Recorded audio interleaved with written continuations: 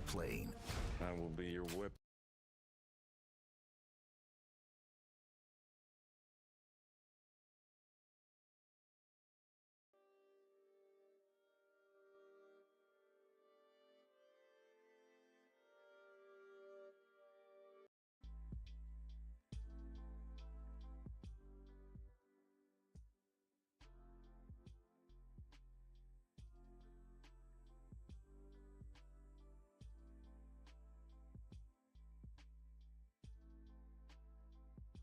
Hello, Hello, hello. hello.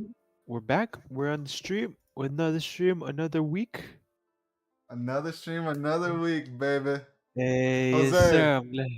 how you doing? Bro, I'm excited, brother. I'm excited. We got a good stream today. I'm excited. We did this past hour. We've been doing some, doing some stuff here and there. Talking to our guest here. And I'm excited, my guy. I'm excited. This stream is gonna be good. We're gonna solve possibly some leak code, but hey, I'm excited. I'm gonna let you introduce our guest, Carlos. I'm gonna let All you do right, the honors. everyone, please make a warm welcome to our guest, a viewer of the streams, a frequent viewer. He really enjoys them. Michael, what's up, Michael? How you doing, Hey, Michael? What's up? How are we doing? We're Happy to be doing here. good, man. we're doing great. We're doing good. I Oh, appreciate you coming on, man. Of yes, course, of sir. course. As you said, love the streams. Anytime Hey, I go on YouTube and I see one, I gotta click it. hey, I appreciate that a lot. You've been a freaking viewer here and there, and damn, one thing I was sharing with you before the stream is that hey, you always bring that positivity, you always bring those tips, those advice. We appreciate that a lot and For everything. sure, We're for just sure. excited to have you here to learn more, about the industry and all that stuff, and just to have a conversation with you. And yeah, I'm excited. Happy to So help. hey, yes, sir. And Carlos, I'm gonna let you lead it from here. All right. So for the stream, everyone, we want to make it as chill as possible for Mike.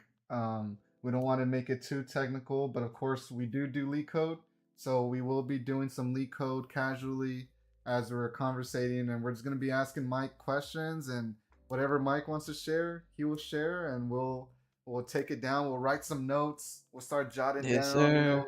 Make sure we're writing them down. Any advice we get, any insights, anything that Mike wants to give us, we're here. We're gonna learn. We're gonna listen. We're gonna ask some questions. And if y'all want us to ask some questions, please in the chat say them. Of course, let's not ask the obvious questions. We want to make sure we set boundaries and stuff. So let's keep it as chill as possible, and that's about it.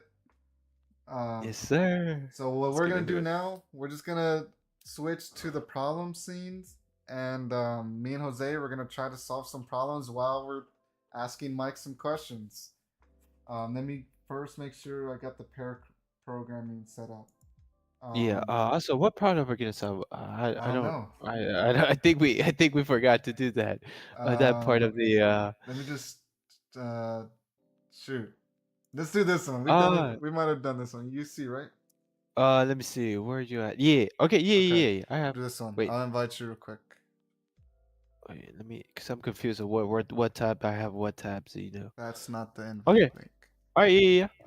I like that one. I If it like that one. work, I like if it that. works, it works. If it doesn't, then you'll just talk. Hey. Yeah. Yeah. For sure. Hey, no worries. All good. All There's right. no biggie. Who wants to ask the first question? You, Jose, or me? I mean, You know what? I'm oh, asking it. I'm gonna yeah, ask it. go for it. Go for it. Mike, Go for it. Go for it. Go give for us it. some info about you. Who are you? What do you like to do? I know we talked a little bit before stream already, but just let the audience know, like, who are you? What do you like to do? What you do, and stuff like that. Fair question. Fair question. You already know the answer. I do Pretty know the boring, answer. to be No, honest. you're not. No, you're Uh, not. I like to code. That's why I love the stream. Good. Like to learn new things. Jose, we run. We got that in common. Yes, sir. Yeah, not much more than that. I like to cook. Um, Oh, but yeah, Ooh, it really what's okay. varies. what's It your really favorite varies. thing Okay. to cook? For me, Grilled cheese. Probably, Hey. probably favorite thing to cook is a steak. Favorite thing to eat is some Ooh, sardines. sardines. Oh, sardines. Let's What are dive into that Some sardines? real good. quick.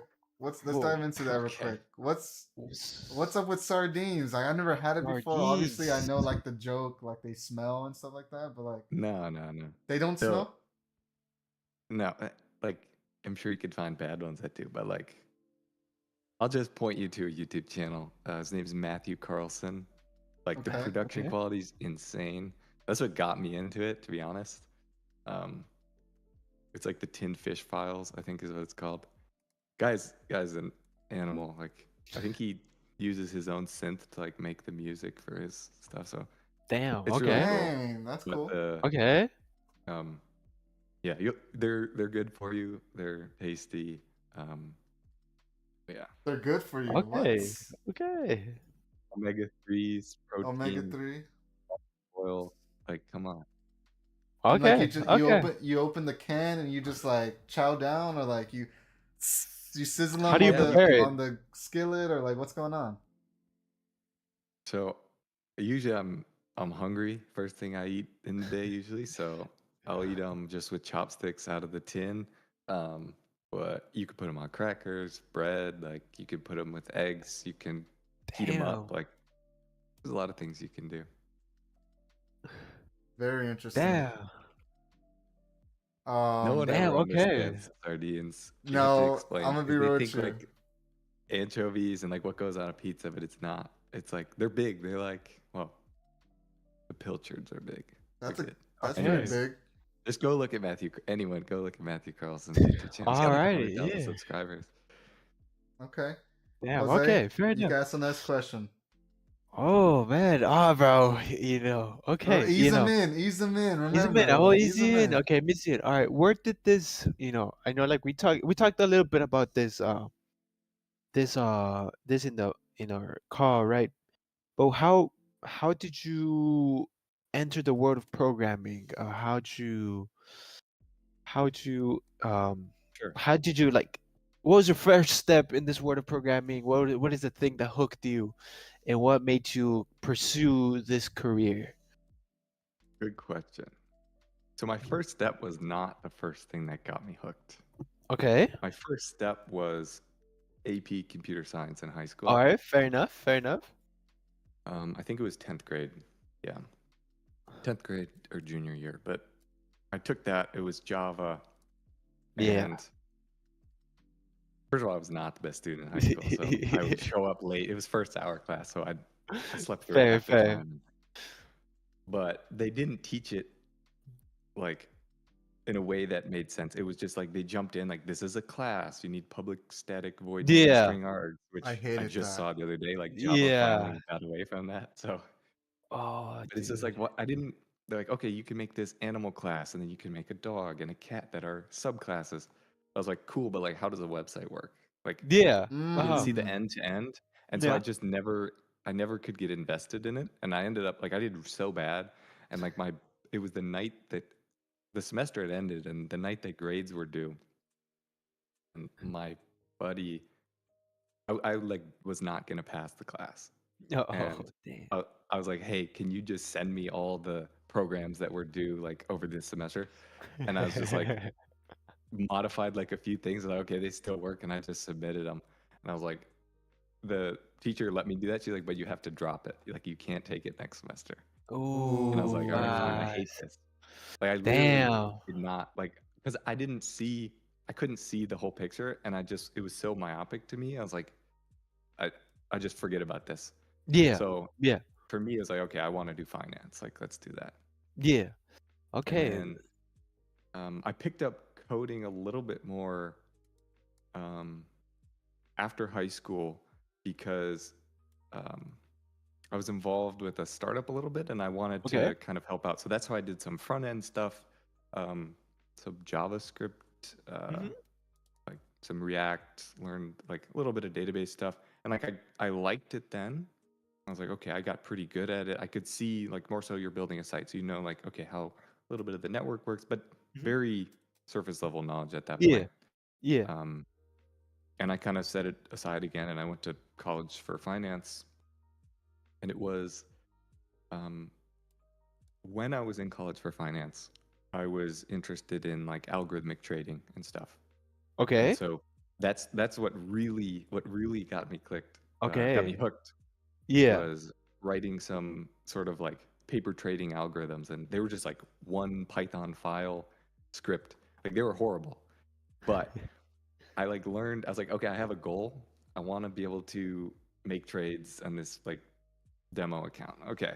So I had to figure out like, okay, how do we actually do this? And I don't want someone else to do it. Like I want to be able to code this as I want. Yeah, for sure. Yeah, yeah. And I would just spend hours and hours. And there was literally one day I looked at um, the like screen time on my computer, and I'd Uh-huh. spent I think 14 hours in VS Code. I was like, Damn. what am I doing? Like, I Damn. don't like finance. I just like this. Like, how do I Yeah, do this full okay. time? And so from there, it was like, okay, I was in college for finance, and I was a junior, I think, Mm-hmm. and it would have been another 3 years because none of the business school like general education stuff transferred for me. And I was like, Oh, okay, how do I? Like, I'm just going to dedicate all my time to trying to get some first job in programming. And so I yeah. did. We talked a little bit about like what I did that really helped me. I also got really lucky with the timing of that. It was like the post-COVID hiring boom. So Yeah. like there were a lot of um, there's a lot of wind in my sails to help me out. Yeah. Um, but I yeah, like that that quote. was really when it changed for me, and I was like, okay, this is something I want to do. Like I just love this, Damn. and it's Okay. stuck ever since. Damn. All right. No, that's I kind of started the same way, you know. I got introduced into programming on freshman year with over here in Texas, we have something called UIL, which is like academics. It's like UIL sports and UIL academics. So it's like takes care of like competition wise when it comes to sports. They manage the regulations, protect the athletes, and they do the same thing with the academics. And they have something called well, they have UIL computer science, where it's like competitive programming. Like you have 2 hours. There's like 5 teams. They give you a packet of 12 questions, and you have to solve them. And as whoever scores the most points, wins. And I got introduced to it, and I was like, damn, this looks fun. It's like, because I like logical problems. I like breaking my head. I don't know. I just like I see a problem, just like I have to solve it. So I kind of, and I also wanted to do something for extra after school, and so I got into that stuff, and it's in Java too. And and they gave me a book, and this the coach for like the team per se gave me this book, and he said you have to read it, to understand it and to solve the problems. And I read the book here and there and stuff, but it was more, what really kept me there was like the competitiveness of the trying to win, right, of the competition. Sure. And then I like that, and so I stayed there, learned my Java skills here and there, and then I joined my school didn't provide the AP computer science class, so I had to challenge the test. And thankfully, like you said, it was in Java, and I had been doing the UIL stuff thing for a couple, like 2 years already. So I was like, felt pretty confident. I was like, oh, right, not why not? And I went in there and took the test. But it wasn't until like, and since I knew, like, I was like, all right, I kind of like this, it looks kind of fun. There's a job market for it, blah blah blah. Sure. And so I kind of just went in there and was like, you know what, I want to do computer science and see what goes. But it wasn't until freshman year of college where I started looking into like the different technologies, the different stuff, and the front end and the back end of like the websites. Just really like, and like you said, like school doesn't really show you the full picture. It doesn't show you like Right. this is gonna help you to build this and this and that, right?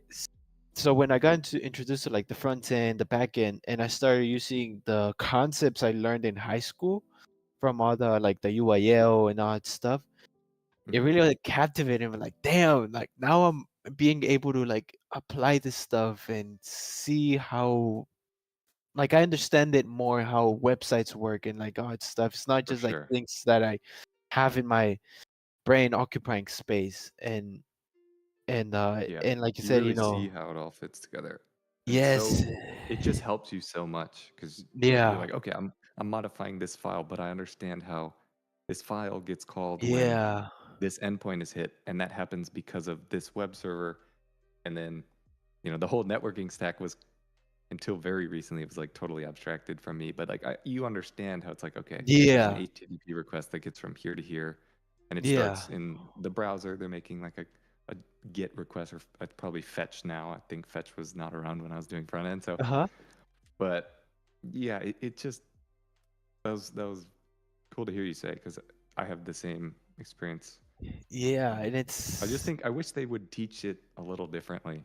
Mhm. Um, Yeah, is what it is. definitely. I would say because I since I challenged the UI to I didn't have the class. I had to like I got a book. The school provided me a book to study up, and it had all the topics, and I was like, cool, right? I'm just like learning the language, right, of Java, right? But like, where's the substance? Where's the like the hook? Like the emotion, because because if Right. you can teach a programmer how to program Python, print statements, and for loops and while loops, but you also have to teach them like why they exist, what's their purpose, what's the essence of it, right? And For sure. so yeah, like you said, visualizing it and applying it to real scenarios, just like it's just like captivates you more, and captivated me to keep on going. And and it's something I feel like schools and programming should be taught a little bit more based on creating projects, experience. That way you know what you're doing for sure. 100%. uh 100%. yeah. How's the uh how's the problem coming, Carlos? yeah, that's the truth, Carlos. It's very It's almost done. difficult. It's All very right. difficult to listen and try to I'm seeing a code lot at of the same red. time. Yeah, I'm seeing a lot of print statements Oh, over it's here. because I have colorblind mode on. It's just basically Oh. saying like I'm on the right track. That's what this means. I'm on the right track. Sure, buddy. Sure, buddy. It's If you not want, we red. can It's swap. colorblind mode. If you Yeah. want, Go we can ahead. swap. Go All ahead. right, Go got ahead. you, brother. Yes, I sir. was gonna Yes, do a sir. quick All right. little like since you talked about like your introduction into it, kind of like Jose said. I or like you said, I the first class I've ever taken was Java, in high school, and I just took it Of because course. like I've always been a computer guy in the family. They anytime they needed help with anything, like I would always help them, and that's because we grew up in it. Like I was born in 2001, so like from that point on, like technology was like a thing, and like so. I've always knew computers because I grew up with it, and then anyways, I hated Java though. I hated the skeleton. I hated all that. Same way like you said, I had a friend in that class that there was like he knew code and stuff, and I just yo bro like what's the answers, like how do you do this? The teacher was also, I don't want to be mean, but I didn't like the teacher as well. Felt like they were very strict, but also I wasn't a good student either, so maybe that's why. Mhm. So anyways, Yeah. I didn't plan The on good news is doing. work is like, at least for me, I love what I do. So it's not like, it couldn't be more different than school, where it's like, you're, first of all, you're getting paid. Second of Yeah. all, like, you're kind of, for me, the motivation is like, I'm only here because this is what I chose to do. It's what I like to do. And that's not the case for everyone. Like, I'm very fortunate in that case. But it sounds like you two both have that. So um, yeah, it's great, to be honest. I don't look back at school and wish for it. Yeah. So yeah, that was basically it. I mean, my first introduction to coding wasn't good, and that held on through my first years in college. I was like, I didn't even think about coding. Like that wasn't a thing. I was a marketing guy. I like business. I always wanted to do my own thing and make a business from a creation that I thought of. And then it wasn't until the later years, the recent years, when I thought I was like, you know what? Like I need to learn a skill. Like yeah, marketing is a skill, if you will, but I want to learn like a harder skill. So I learned, you know what? Let me go back to coding with the new mindset. I was older now. I think when I took my first Java class, I was maybe like 16 or something. Now at like 21, I was like, you know what? Let me give it another shot, and then I loved it ever since because you could create your ideas, and any idea that I had written down in my notes, I just go down the list and try to see like how I could create it. So That's basically it. That's basically one of my main interests in coding is obviously it's very logical and very the problems are very fun to try to break down, and the feeling when you finally solve a problem is like one of the best feelings ever. Like it's the Yeah. greatest feeling. And I just like to create. Like you mentioned, I think off stream embedded systems. That's another interest I like. I like physical like stuff. I like coding physical things. Um, and I've had experience with it like in some like college projects, and it's the best feeling is to like make something move in real life with your code. Oh, it's Like so that cool. that's so cool. It's like surreal almost. Like you're like, bro, like how is this even possible, right? So that's What kind of my projects? huh. What project? Like what embedded systems projects? So the main one is the one me and Jose were a part of, and it was called Door.ai, and basically it's a facial recognition door opener. So there was this door in like Nice. at our school, in which it's locked from the outside, so people on the inside need to open it, of course, like need to open it.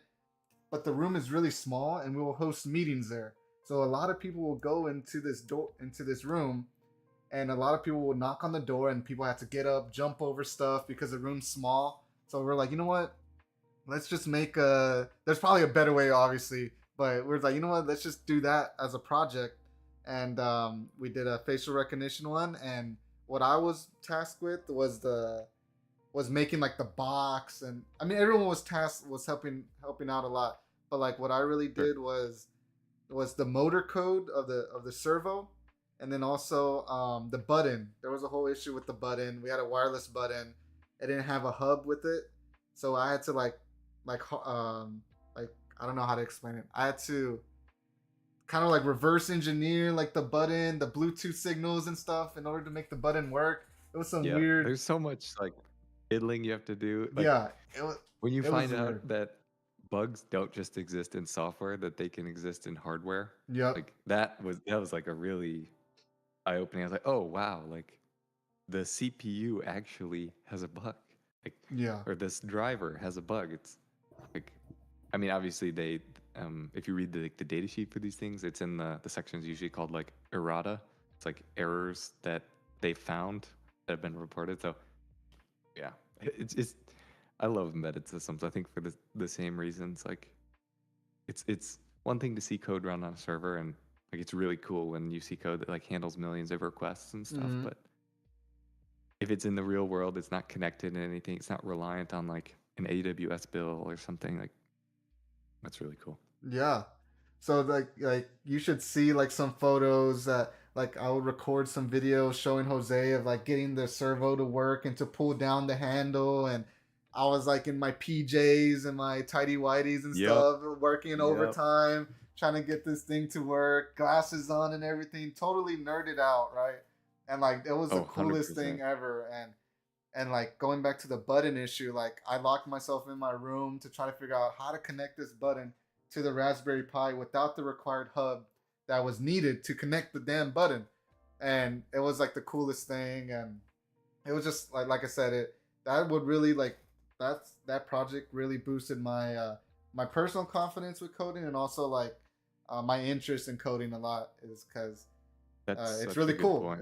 It was a good accomplishment, and yeah, I mean, I started building some other projects on the side, like with me and Jose, with this VidScore Pro. It was like a video analysis project, and just stuff like that. Just whatever comes to mind, I try to build it as like just to experience it and like get fulfillment and stuff like that. So For sure. Yes, It's something I actually was thinking about um, in my own career journey, and uh, what really gave me a lot of confidence was building projects end to end. So it was really cool to hear you say that, because it's something that I wish more people would do more. Like, so the embedded systems project that I did was window blinds. So I had uh, blinds, and I wanted them to open at sunrise and close at sunset. So you oh, can that's actually see cool. this on my GitHub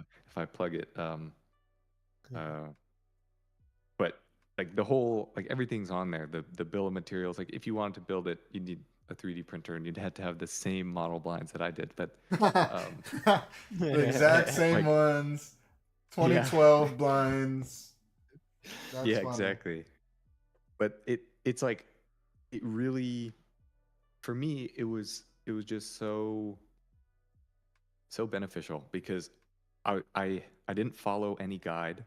There was no, like I basically just used the data sheet for the, I used a Raspberry Pi Pico little Hmm. microcontroller. It's literally $4.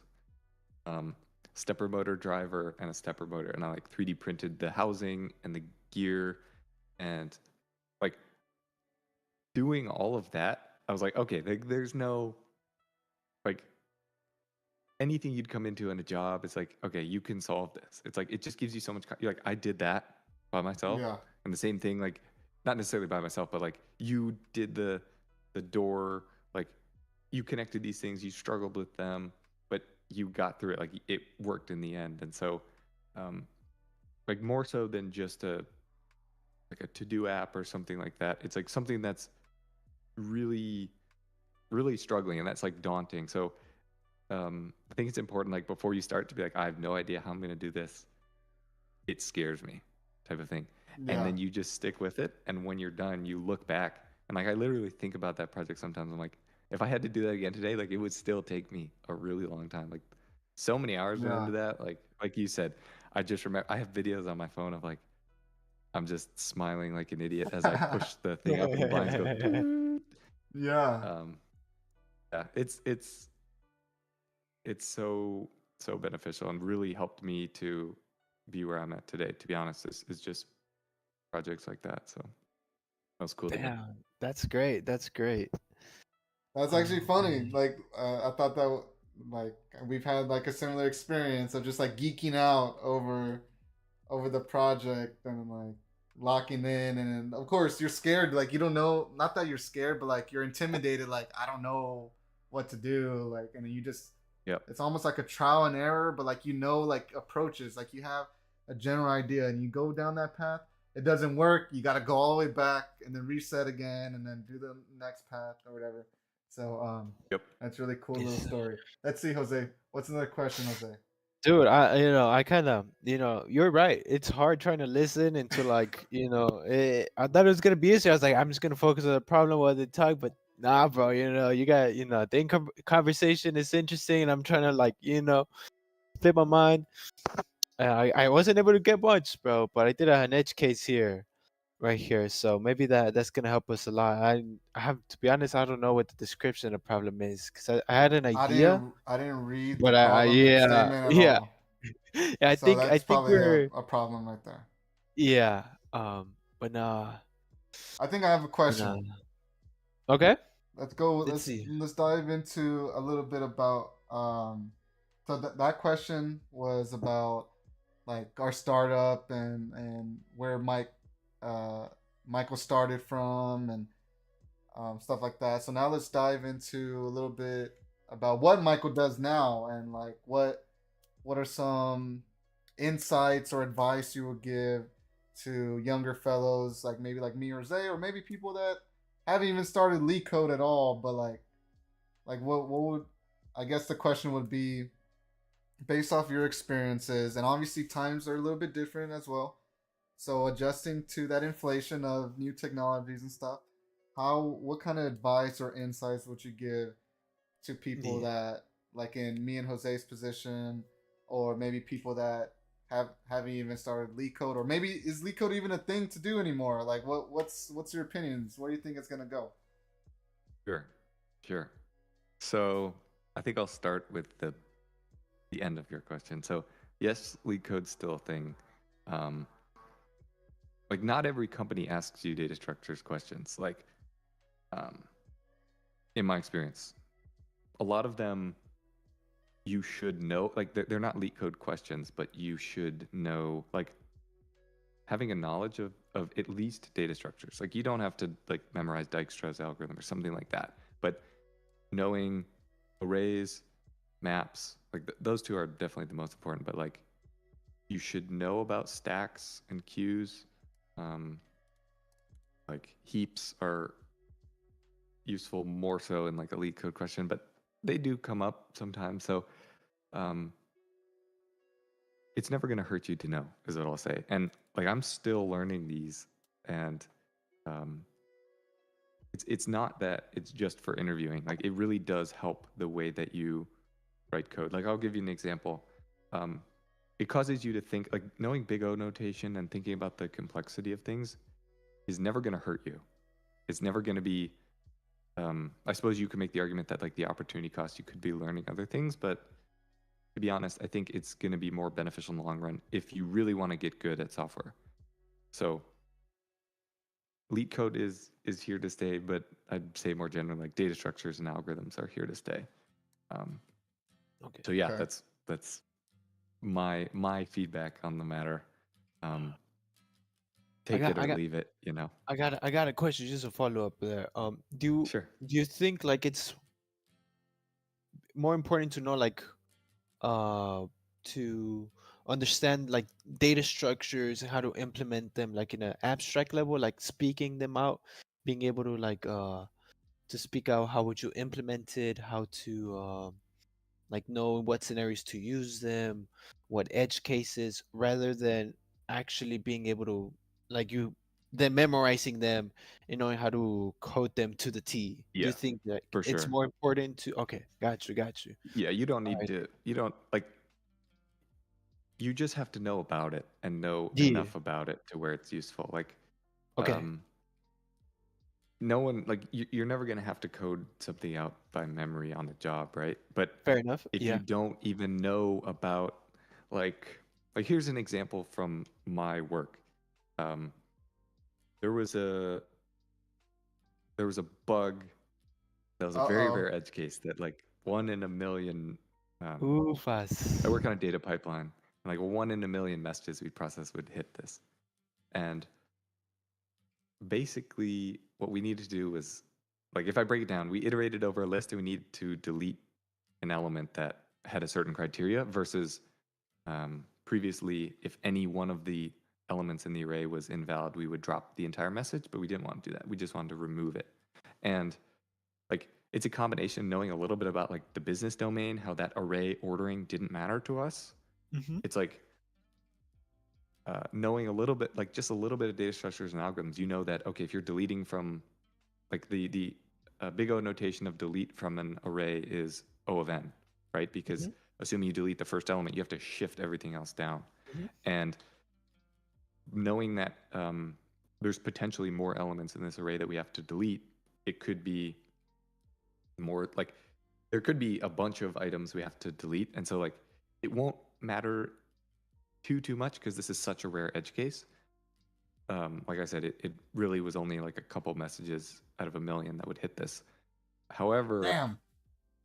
just knowing like enough about the data structures and algorithms, there's a more efficient way you can delete from an array where you can essentially do like a swap delete. So you move Okay. the element to the end, and then you would just decrement the Woo. boundary of the array. So Ooh, um, Woo. bro. That's so Swap nasty. delete, bro. constant time Swap. thing. So I was like, this is why I just love what I do, and like I was so like I was like smiling. I'm like, oh, this is like it's just elegant, that solution. And Yeah. Oh, our and damn. like there's a principal engineer on our team who uh, I really like. He's actually my mentor at work, and he's like he works closely with me because he can see that I'm like interested in these things. And like when he had like positive things to say about it, he's like, this is cool. He actually said, this is cool, but can we add like a test case for this? I was like, yeah, sure, because it is, Huh. you know. Damn. But yeah, it's just like I think that's kind of a tangent, but something that's like I'm really grateful for is like I like the people I work with, Yeah. um, and to have especially like he's so good. I'm just like it's just like I have a goal. It's like to be like as good as him someday, and Damn. yeah, All right. No. And I mean, I had a similar experience with me and Carlos actually, where we were taking data structures. Well, no, not data structures, algorithms, and what is it? Not algorithms. Analysis of algorithms, I think. It was last semester. We're learning about dynamic programming and stuff.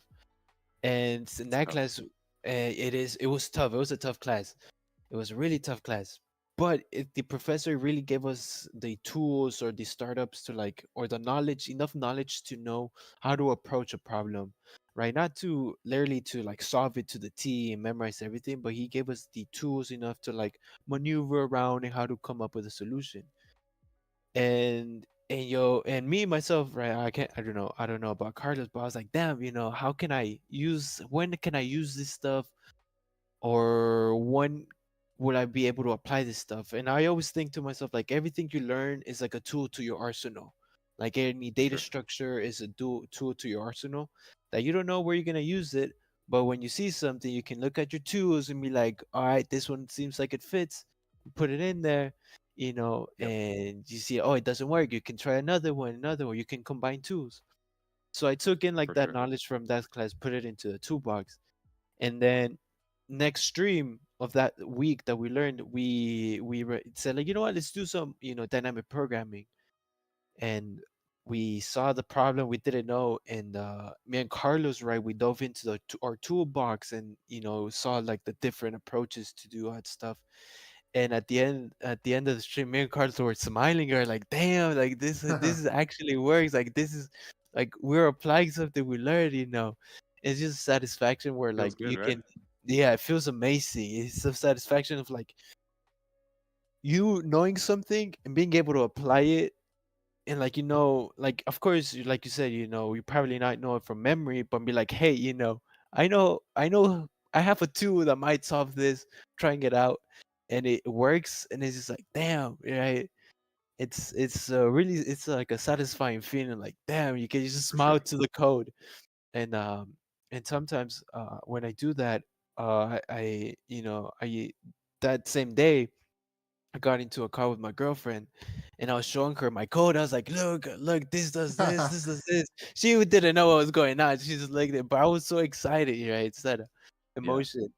And That's like you nice. said, it's just, you have to build that. I think of it as a toolbox, and you have to build it up here and there, here and there. And like, 100%. yeah, like you might not know how to implement it, but you know that it exists, and you know how it works, and you can, For switch sure. it up here and there and stuff like that.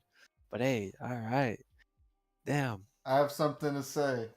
Going back This, to the question I asked you, Mike. oh, okay, okay. Um, so what advice, maybe using your own experience or stuff like that, would you give someone who wants to do well and excel in the field? Like, obviously, I'm sure they need to have passion of some sort, but I mean, what else do you think? Sure. What else do you think someone should be doing to elevate themselves and make them stand out? I mean, I'm sure there's people that could get in, but these people, they want to excel. They want to do good. They want to build on their learning every day and like really Sure. learn where the industry's going.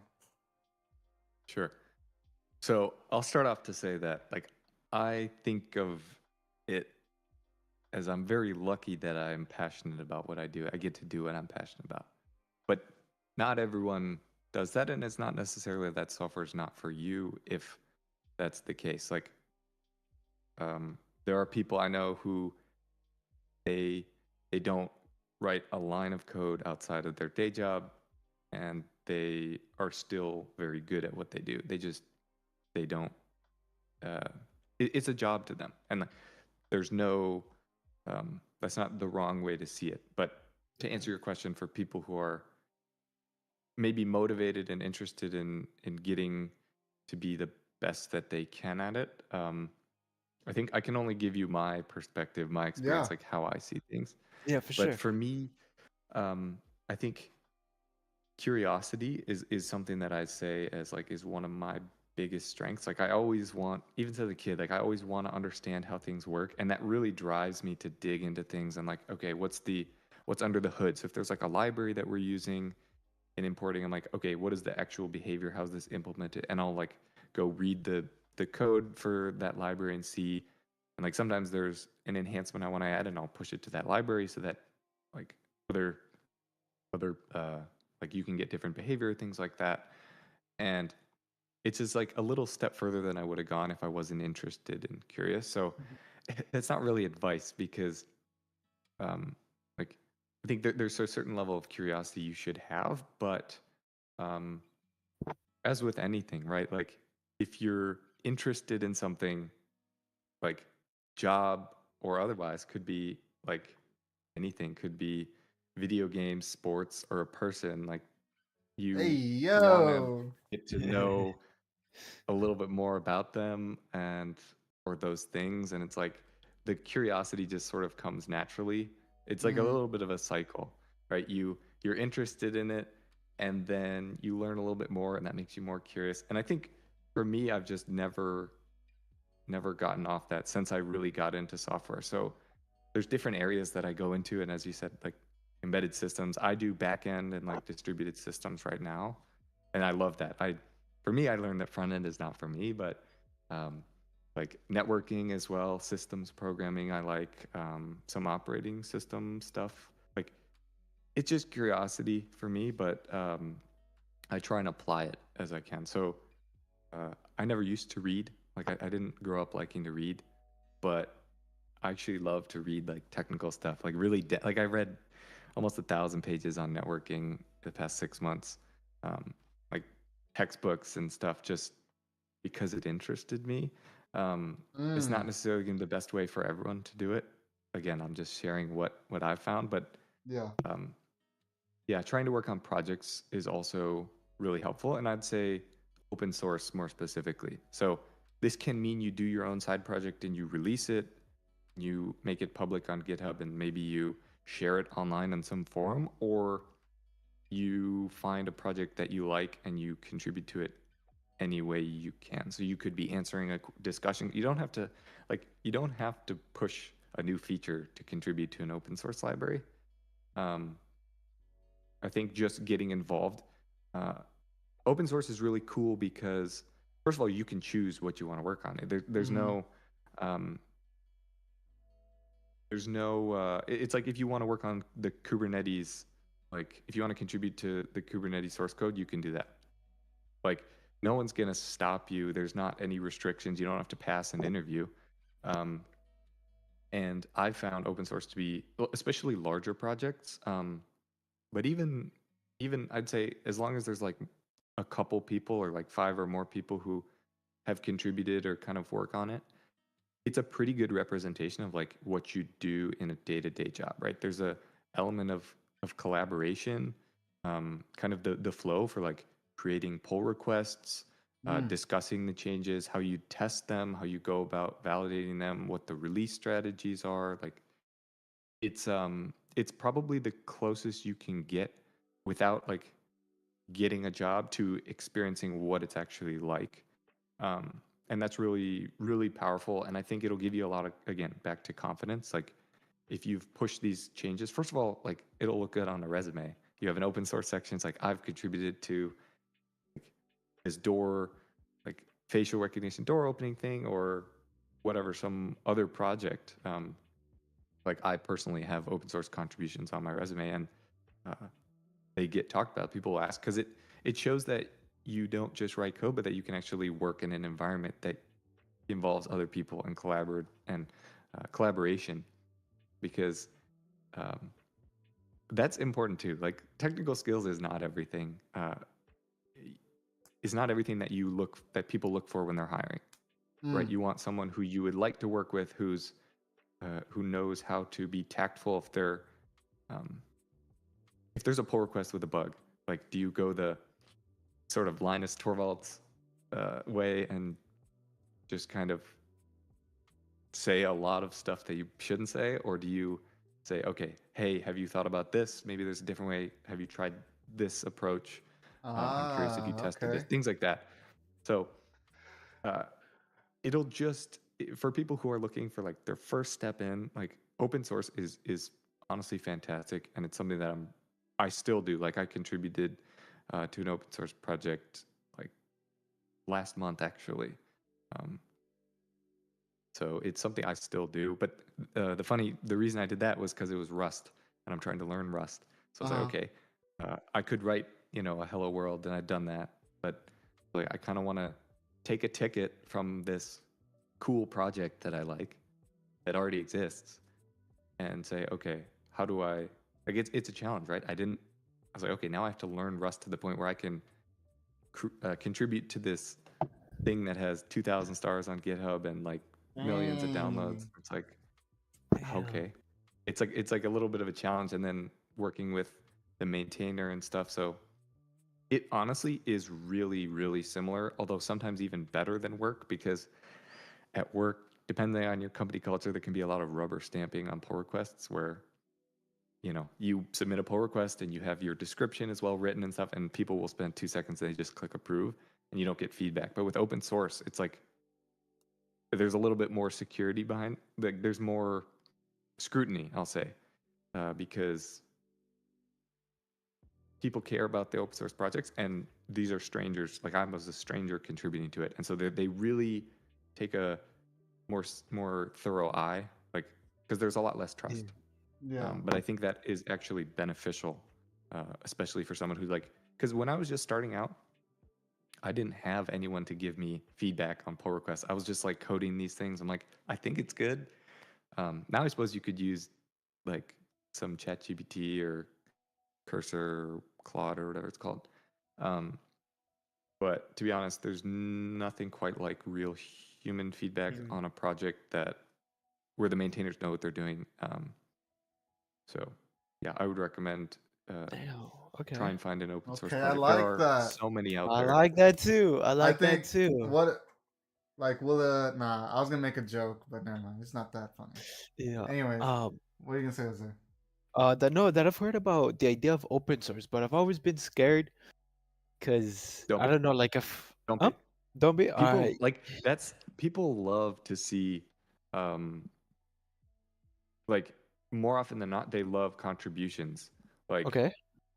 uh it's it's cool, right? Like someone else Yeah, showed interest in your project enough to where they want to um you contribute to either it. submit a Yeah. bug fix or a new feature or something. It's like it's I think you're building it up in your head that it's scary, but it's like really, really not. Yeah. Um, Okay. Yeah, because I'm scared of more of the idea of like first of all, I know like the idea of open source, but I never gone into seeing like I'm assuming it's on GitHub, right? And like and you yeah, mentioned there's tickets, right? Like features they want to implement stuff and you can like grab them and so I think I'm scared of the idea of not knowing how it works and also the idea that it might be too advanced to me that I don't Mm. feel at the level where I can be like, all right, I'm looking at this ticket or this bug and I kind of fix it my way. But, I don't know. I feel like intimidated by it because it's like, professional code, professional engineers, doing this code. And here I come, right? No, no, hey, Mr. Print hey, out Hello World. sure, And then I don't but know. that's just I in your feel that. head. Yeah. Um, Okay. yeah, yeah. I think first of all, like I think I can't guarantee your first experience Yeah, contributing for to the open sure. source will be positive and that you'll have a Yeah. good um, What maintainer what is who you this? work with and stuff. Yeah, All loud, but I bro. Give think go back to college or whatever. no, yeah, but I think the Linux kernel kind of has some of that type of attitude going on, unfortunately. But um, yeah, no, you, I think you'll be surprised. But to your point about not feeling like you're ready or something like you don't understand how it's going on, so that's totally natural, right? But in like if you really want to grow, like you're gonna have to read software that you didn't write. Like any Mhm. company you join, you're not going to be just writing unless it's you're founding a startup. Like you're going to be getting into an existing code base, and you have to like that's another thing that's really beneficial is like when you get your first full-time role, it's like you're just picking up something that is already built usually, but also you got other people working on it, and it's always changing. So like some part of the code is going to be different in a year, and you're going to have to like refresh it. So you do read code a lot more in on the job.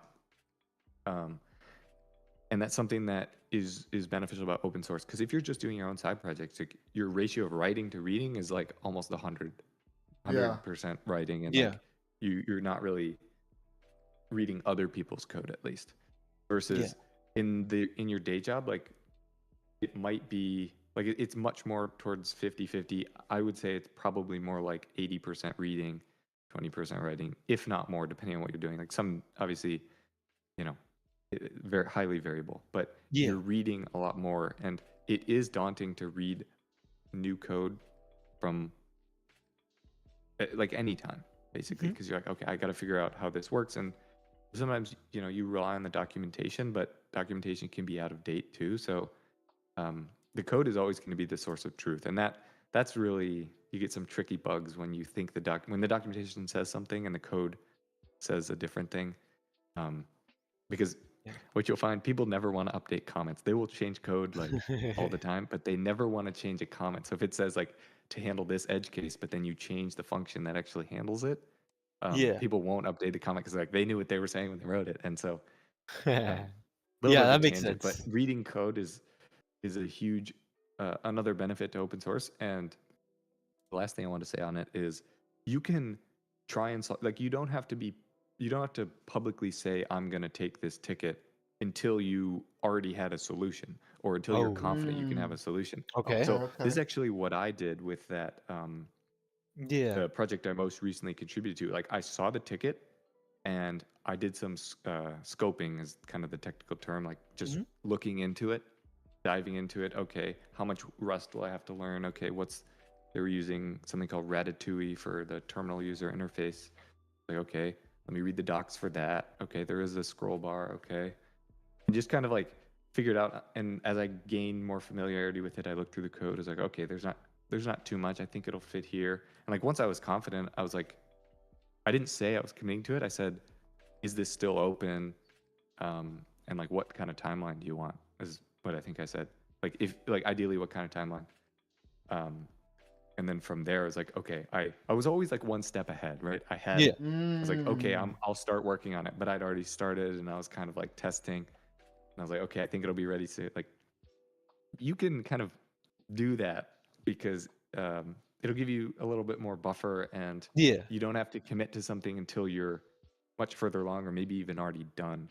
And so you won't have to feel like, I'm going to commit to something and then get all this pressure to actually go get it done. You can self pace, basically, is Yeah. what I'm saying. Okay. That. Damn. I like Okay. that. That's good. I Yeah. actually That really is like good. that. Some insight. Good. That's a Some good good one. insight. Another quick Happy question. to help. Talking about talking about open source replicating the the work life and stuff like that. How would you describe your day? I know we mentioned this before the stream, that you work as a remote, right? How what's like a day in your shoes, you know what I'm saying? Like Fair A question. senior yeah, software engineer. yeah, because What's a there's day in the what? Yeah, go Jose. Sorry. no, sorry, that's my fault. But like we see these YouTube videos like, oh, That's what I was 10 about left to out say. something I was YouTube like, video. lower your expectations. I How don't get up at true 5 is that? and go work out for 6 hours. How true is that? How like real life? Because I'm assuming they're YouTube videos. They're edited. They're planned. They're Yeah, how I want the raw version. Like what's a day in the life of a remote software engineer? sure. So yeah, that's exactly. I was like, I know you're wondering about if those YouTube videos. So every every company is different on their policies and things Yeah. like that. But even then, something I didn't really realize until I started to work, and I've actually had multiple EMs over my career, um, short career, but still, um, it's team dependent. Like, your Okay. EM actually has so much control over what your day to day works like. You could be two people at the same company, even under the same org at the company. Like, they're usually, companies are like pretty hierarchical. So there's like, Hmm. your front end side or your back end side, or things like that. Hmm.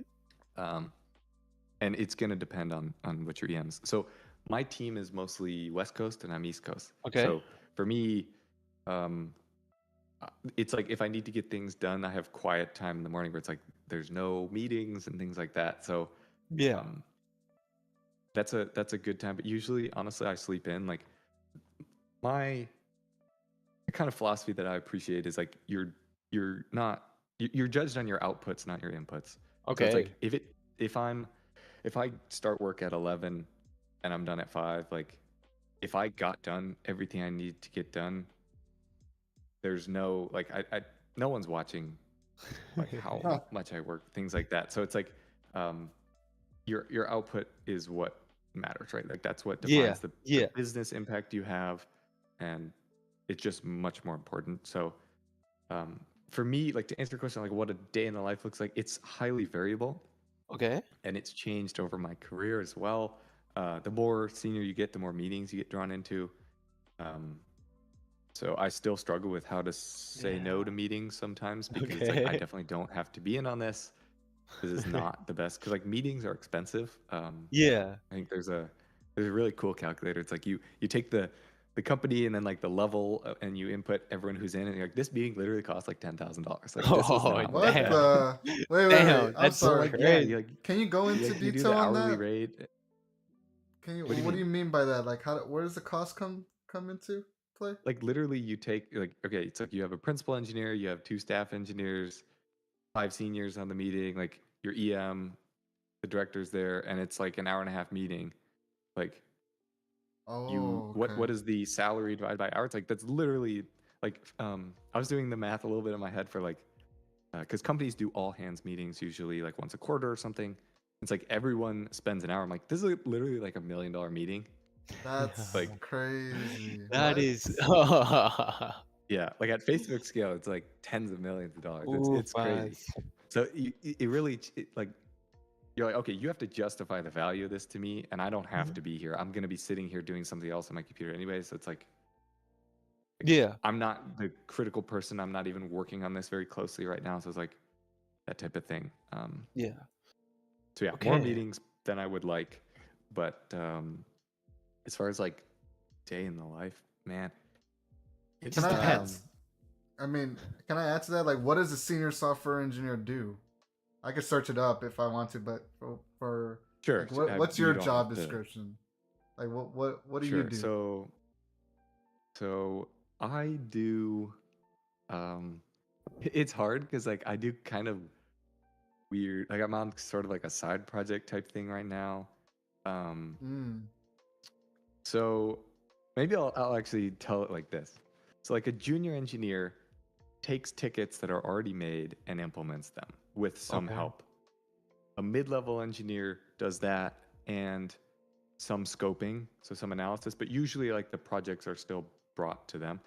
Senior, it's a superset each time you go up. So the Okay. senior can implement, but actually a lot of the times they'll be the one who like either like they work with the product manager who has like a feature that they want, and the senior will be like the technical side of it and be like, okay, that's not feasible, this is feasible, yeah, we could do that. And you do sort of like the design, the outline of the system. So it's like, okay, it's going to live in this service. We're going to want these changes. It'll, we'll need to modify the database, things like you kind of think through that and Mm-hmm. you do more of the scoping. So more of the architecture, the planning, and you'll usually end up creating tickets that sometimes you give to like a junior engineer who will actually go Oh, implement, okay. and you'll like support them. So it's like, okay, any questions they have about that, and you'll like usually review the PRs, um, but you're not actually necessarily writing the code. You're not necessarily typing it as much. Mm-hmm. Um, So, Staff is like more so like a broader influence, same type of thing, and then it's like staff is more communication. So, um, how do you communicate with different levels and especially non-technical? So like VPs, director level stuff. Um, and then principal is like you're just really exceptional. I mean, staff is very good too, but like you are an expert in the domain, and it's even more reach, even more. Um, and usually with principal, it's like our principal engineer loves the code, so he writes code. But Sometimes it's like they write very little, but they do a lot of the system design, the architecture, things like that. So that's Damn. the what's called IC path, individual contributor. Um, Basically, after senior, you can go IC, go staff, principal, some distinguished, whatever. The EM path is like EM, senior EM, director, VP, CTO, I think. Damn. Um, Damn, brother. So to going into Okay. the whatever when your project manager reaches out, hey, new Product feature, manager, I'll product say. manager, sorry, product manager Project is comes out. like how, like, project manager is like a less responsibility. It's more so like how do we communicate on the specific project. Product manager is like they own the feature and they Mm-hmm. work with engineering to build it, stuff like that. Just Oh, okay, I you Okay. will see. find this out on your job, but I didn't find. I was like 6 months in, like, what is the difference? So That's yeah, funny. So your product manager comes to you, hey, this new feature. They already have understanding of how they want to implement it, or that's your job to figure it out. so it's definitely your job. Some product managers are more technical than others. So they have a general idea of like what's feasible. They're not going to ask and be like, we need like I don't know, some highly available, like we need 100 nodes of Cassandra to handle our to-do app or something. Like they're not going to ask, they're not going to like tell you specifics. They're not going to be like, we need you to use Postgres. They'll say like, we need you to, we want to be able to have users upload files that are this size and be able to access them pretty quickly. Like Hmm. it's your job to then go and, or I say your job, it's like the technical side of that. So probably staff, principal, senior, whoever's like working more close to that to like go figure out, okay, how do we actually do this? Is this possible? What will it look like? And usually there's like a give and take. So it's you push back, you try and push back. You're like, okay, we don't necessarily want to commit to that because it's going to be like it's going to take 10 times as long. It's going to be more expensive, more complex, harder Hmm. to maintain. Like there's more considerations. You're like, okay, do we really need this feature? I feel like this is a want more than a need. Like that is more of the like you only have to start to worry about that when you're like mid-level trying to get to senior. Senior, it's kind of you definitely need it, and then staff and above, it's just an expectation that um, you kind of vouch for that side of it. You like learning to say no is something that like I didn't learn for a while because it was like, oh yeah, I can build this. Like it's possible. I'm like always too like super optimistic. It's not that that's a bad thing, but you can bite off more than you can chew, and then you spend 6 months on a project that really didn't have a bunch of business impact, and then it gets scrapped because the Hmm. user didn't even like the feature. And so it's like um, trying to Yeah. balance that. That's something that you just have to learn on your own, but I wish I had known about that and been more aware going in so I could start to think and maybe even just open those conversations with people at work um, earlier, just because I definitely made those mistakes earlier in my career. Was like, yeah, we can do that, we can do that, we can do that, and the feature just grows. Um, and there's another thing called scope creep, which I still Oh. Yes. like literally happened recently, but yeah, the requirements you really want to over communicate requirements before you start building. So write them out, have them shared, have people sign off so that when they come to you after, not if, it's when, and they say, hey, what about this? How come we don't have this? You point to this, you say, hey, we signed off on these features. That was not in the original scope. If you Yeah. want to add it, it's going to be this amount more time. We need more budget, like things Yeah. like that. Okay. Damn. Interesting. That is. Quick question. What work methodology do you guys use? Do you guys use agile or like is there a different way setup methodology that you guys use? Sure. So I call it Agile Light or like Sprint Okay. Light because we do 2 week sprints, but it's Okay. not like we deploy at the end of that 2 weeks Okay. and we have Yes. to like things carry over. I don't even really know why we do a 2 week sprint to be honest because there's never any like because that would lead to like a Friday deploy anyways if your sprint ends. Ours usually end of the week, so it's like Huh? you want to kind of avoid pushing the past 2 weeks of stuff to production on Friday because the poor on-call engineer, if something goes wrong, They're on the weekend. They only have the other people who are on call. So like we do like our deployments basically. I guess you call it like continuous integration, CI/CD, continuous integration, continuous deployment.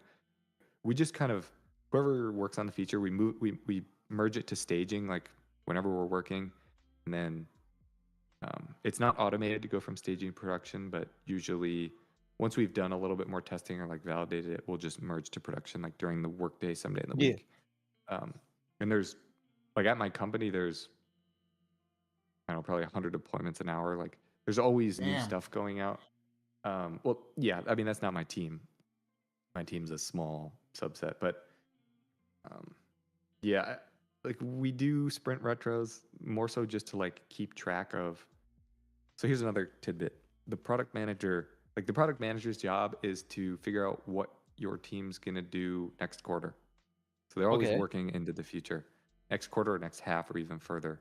Like they're like the long horizon. What do we have? How do we prioritize that?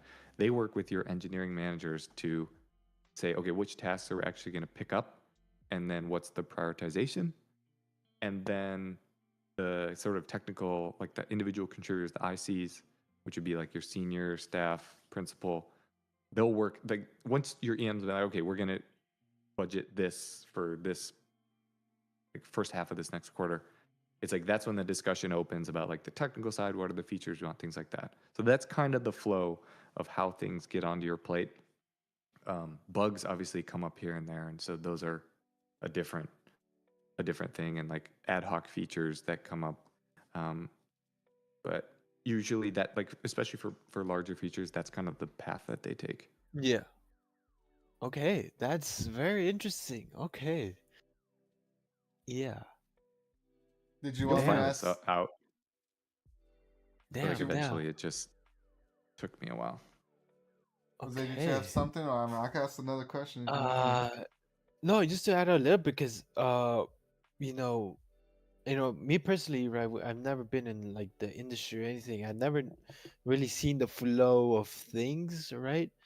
And like you said, it's very hierarchical. I thought it was gonna be more, I don't know, more fluid per se, but it's very, steps. There's people and a lot more people. There's like ranks, and things have to go through all those ranks. And damn, that's a very interesting insight. Because me personally, like, I don't know how like the workflow is gonna look like. But damn, okay, that's interesting. Yeah, if you want courage, go for it. I'm okay. Companies I'll are different too. I'll just say that. Like Okay. startups are going to be very different than a company with Yeah. more than 1,000 people, and Yeah, for a sure. kind of a legacy business is going to be a lot different than like a tech company. So Yeah. I only have experience with what I have experience with. So this is Yeah. what I've learned, but I tried to keep it pretty general, like what a product manager does, how they Yeah, for like sure. that is usually pretty much how it goes. Yeah. Alrighty. Okay. Damn. I see. I But have like a as far good as your one. Yeah, Keep for sure. going. Go for Keep going, Curtis. Michael. Sorry. as far as your perspective, like when you guys first start, you and this is why like it took me a while to figure this out because I you don't have to know it and you kind of are shielded from this at the beginning. Like you'll just get tickets and they'll be like, okay, add this feature, and you're so concerned with like getting up to speed in the different code bases. How do you make changes? Like what does the deployment look like? You're so concerned with that. It would be too much to kind of show you the full flow of like where this originated from. You Yeah. just kind of start with this request and it'll be like something really small. It's like add, this table, this column to a database table. It's like, okay, Yeah. simple enough. Like as you grow, as you learn, I'm just telling you these things so that you can be like a step ahead and you can like sort Hmm. of look for Oh, them and you see please. the signs you before they become so obvious that you go and kind of learn them. Yeah. You'll be able to hopefully I'll help you get there faster. Um, is all I'm saying. Alrighty. Yeah, for sure. Got you. Damn. Okay. Okay. Carlos, you had a question, no? Yes.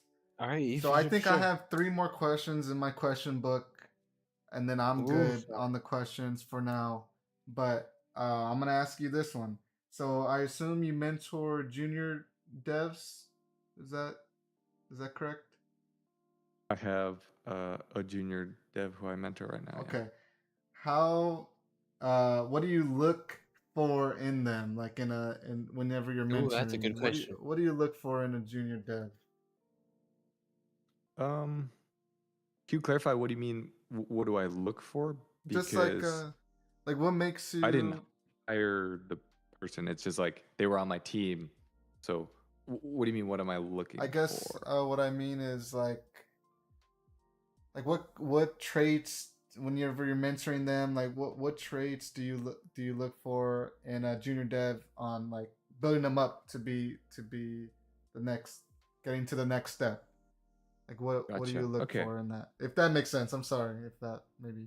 Yeah. No, that makes sense. I don't think I fundamentally agree with the question, and I'll clarify what I mean by that. So I'm not looking for traits. Like, um, my goal, what I try to do as mentor is like figure out where they're at and where they want to be and guide them as best I can, Mm-hmm. give Okay. them feedback, things that I see. But I'm not like picking and choosing like it's basically like however they show up is what I try and work with. So I can't choose the traits that other people have, you know? I can encourage them to do certain things, but um so maybe to answer what I kind of think you're getting at, um a lot of the stuff we talked about earlier. So um learning is super important at a deep level. So I think and sometimes you don't have time or you shouldn't invest in like a deep understanding of things. You just have to get a code change out, and it's like you figure out as little as you can to make the code change work. But I think for someone who and the engineer I'm mentoring, he wants to grow, he wants to learn, he does side projects, so um, that's something that I appreciate. And for him, it's like I can encourage him in ways like I have a lot of technical knowledge about the things that we use. Like for example, Apache Kafka um, is a what we use for message streaming. Well, my whole company does. It's and I have a pretty deep understanding of like how Kafka works under the hood and things like that. So a lot of what we do in our one-on-ones is like he asks questions and I just give him answers and we kind of discuss and I'll try and probe him to go deeper in some things. But then like a big part of what mentorship is I look at what it took for me to get to the next level. It's like, what do I think he's doing good? Let him know. And then what do I think he should improve on? Mm. Also let him know. Um, so it's like, it's a very tailored thing. That's why I'm struggling to kind of give you an answer. It's like you get to know the person, you see how they work, and then you give them advice based on that. Um, Otherwise, basically, like what we're doing on this stream is kind of the general advice I would give to anyone. But for mentoring, it's a little it should be right It's a little more tailored. tailored. Yeah. Yeah, yeah, that makes sense. No, I get it. Uh, a piggyback of Carlos' question, what are some qualities or requirements that you think a junior software developer must have in their like in the first entry? Like what are some like either communication, non-technical, technical, like what are some like attributes that this Sure, junior developer must have in order, to be successful at the entry or be, be prepared? sure. So I would say actually the only thing you have to have is the I don't know if interest is the right word, but Okay. the motivation to improve. Because Mm. yes, you are junior. Like there's a lot for you to learn technically and like organizationally with communication wise. So I think if someone doesn't want to do that, it's like pretty quickly like this is not worth investing in. But Yeah. Yeah. like with you two guys, that's not a concern. Um, so I would say for things that maybe would apply to you guys is someone who is interested in improving. So as I said, the curiosity, learning, wanting to go deeper.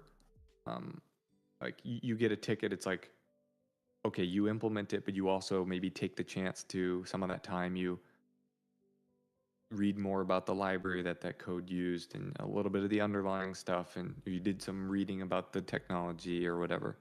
Um, that is something that's like I would really like to see in other people. So someone who kind of expresses interest in learning more.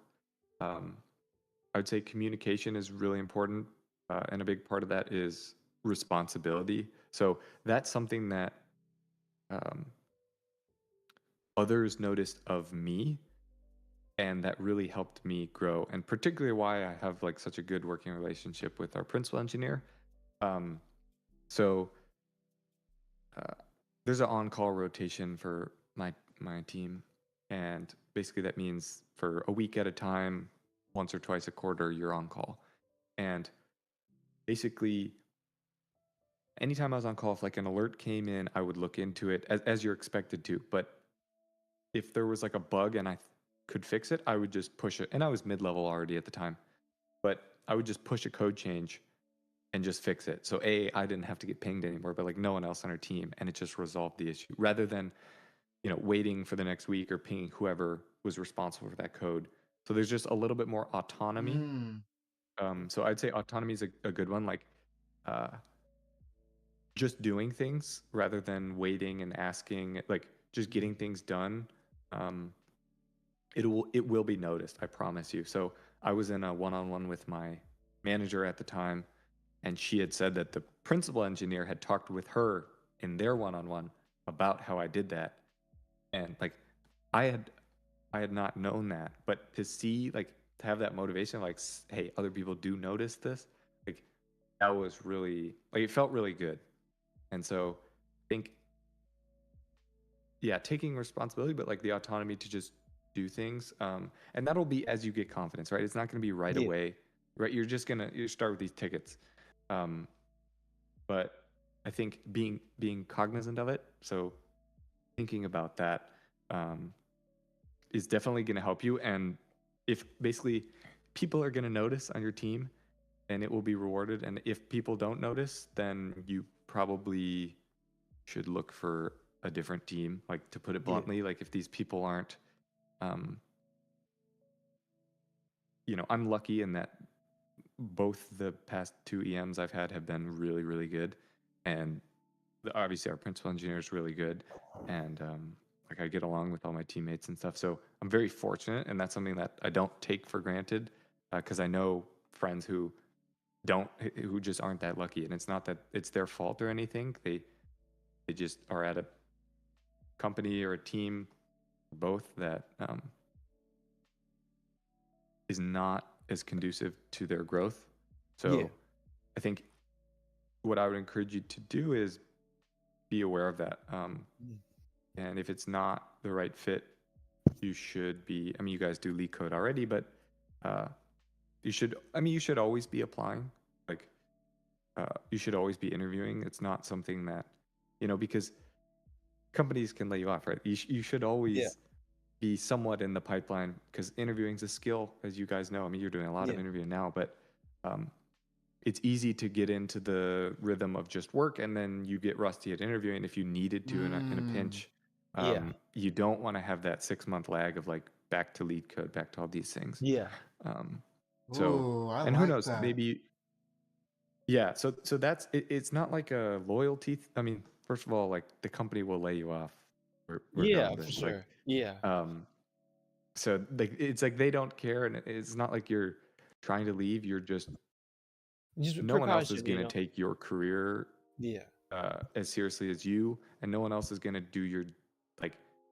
If you get laid off, no one else is going to do the job search for you. It's like you're responsible for that, and if you don't feel like you're growing in your current role, like you should be looking elsewhere, Yeah. um, because ultimately, it's like you have to take ownership of your own career, Yep. Yes, sir. and it's something that I Okay. didn't learn Amen. that quickly, but yeah, Amen, it's brother. once you see it that way, it's like okay, it's like the only sensible way to go about it. I Yes, think sir. you've been dropping first of all. You've I been want to dropping, bro. praise you. I want to Bro, praise you first of all, but also you've been dropping a keep lot of Hey, gems preaching, no, right brother. there. no. You dropped some major gems right there, Keep bro. preaching, brother. Keep preaching. Hey, I Oh, have shit. uh my brother has been a very useful, as I said, he's also a software engineer.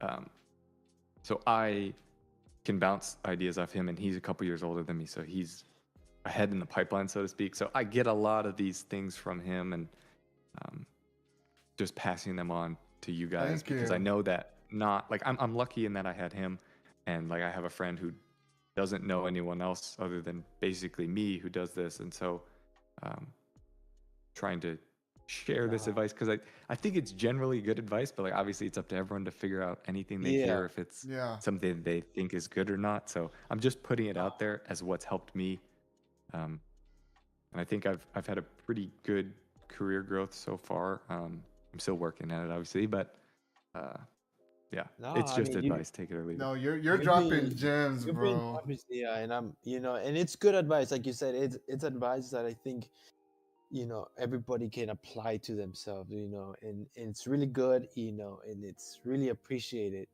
right? And I appreciate you, 'cause, like Carlos and I'm happy, like I'm enjoying it. I'm just like listening, right? Because I'm just taking it all in, I'm like a little So puppy right now trying to get ex- trained by my owner. Like, does that make sense? exactly, Like, bro. I'm like listening. I'm like looking at the treat. I'm listening. I'm doing like like that's me right Yeah. now. You guys are too sweet. Jose, did Nah, you have a man. question? I have another question down. Like I said, I got Oh, two more. I got two more. Ufas. I mean, let me see. It's cause honestly, bro, I'm just taking it all in. I'm not thinking. I'm just taking it all in. You know what I'm saying? Oh, no, I'm gonna let you go. I like piggyback of your questions. If you allow me to, that way we can Yeah, go a no little bit more problem. deeper. Yeah, yeah. So do And your how many you have? Two. I have two So more. The last yeah. one's a more like non-technical a little bit. It's just All right. also, Michael, let us know if we're pushing on time. Hey, well, this will be the last question, and there's no problem. Yeah. Just let me know. Also, We're good. We're good. I can Okay. do two more. Also, Okay. just I know Orca's been in the stream. Hopefully, he's still here. I know he came in here a couple minutes ago. Appreciate you coming, brother. You know, Orcas for tuning in into the stream. Hopefully, it's helping you as it helping us. And also, we kind of forgot about the problem. Yeah, I know it's damn Carlos, problem. yeah. I don't mind doing any leak code today. I'm just like I'm happy, doing Yeah, some no, I'm good. conversation. Yeah, I'm good. so but yeah, other than that, just those quick announcements that way to keep the people involved and updated. But yeah, Carlos, shoot your question. Shoot All your right. shot. Let's see. Next question is I know you hinted at it a little bit already of your journey to getting to where you're at now, but I'm curious to know, and hopefully others, how did you get your first job as a software engineer? Good question. If you want to So say, if it's too personal, it's too personal. If not, you let us know. sure. No, no, it's not too personal. So I got lucky in that the post-COVID boom really benefited me. I mean, I'm sure a lot of you have seen the charts now of like pre-COVID, the essentially exponential growth in the number of uh, job listings for software developers, and then back down again. So I was right in that part of that curve. So for me, there were a lot of opportunities, which was I needed that because I didn't have the best data structures and algorithms knowledge uh, at that point. Like it wasn't actually till after I'd been working for like at least a year that I kind of went back. And part of it was like interviewing again when the market was harder. I was like, okay, I want to every opportunity that comes across, I need to be able to like execute. So, um, yeah, for me, it just applied a bunch. I took any interview I could get, and I think a funny example was, and looking back, like a little bit was on the recruiter, but part of it was I I was clearly junior, right? I didn't even have a CS degree. I just had like open source projects and like some personal projects and like some skills on my resume. And I got an interview, and then I get to the interview. And she's like, "Yeah, this is for a staff engineer." I was like, "Oh, oops." And she's like, "Do you still want to do the interview?" I was like, "Oh, that's nice. Yes, please." And then like 10 minutes after I got off the call, I called my brother, and then I got an email. It was like, we regret to inform you. I was like, yeah, I knew this one was coming.